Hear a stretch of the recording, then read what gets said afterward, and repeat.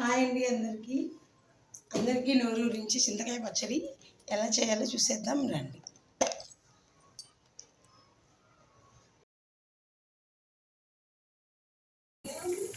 Tomatoes, onions, garlic, chilies, green chili and some oil and some salt. Cut చేసేసి onion slices, tomato slices, chilli slices and garlic and చింతతొక్కు and some salt and some oil. We have to use to cook. వేసేసుకోవాలి. బాగా వేగిపోయాయి tomato, ఎర్రగడ్డ, పచ్చిమిరపకాయలు, వెల్లుల్లి అన్నీ బాగా డిష్గా వచ్చే వరకు వేపేసుకోవాలి. దీనికి కొంచెం చింతతొక్కు యాడ్ చేస్తే సరిపోతుంది.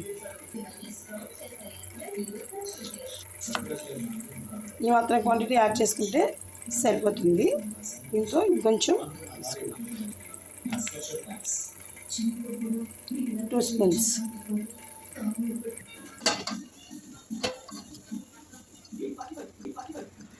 అదే ప్యాన్ తీసుకొని కొంచెం దానికి ఆయిల్ యాడ్ చేసేసుకొని కొంచెం ఆవాలు, కొంచెం జీలకర్ర, కొంచెం తాలింపు గింజలు, మినపప్పు, పచ్చెనపప్పు, ఒక 4 చిన్న ఎండుమిరపకాయలు, ఒక 4 వెల్లుల్లి రెబ్బలు అలా దంచేసుకొని తిరగమాతలో వేసేసి కలిపేసుకోవాలి.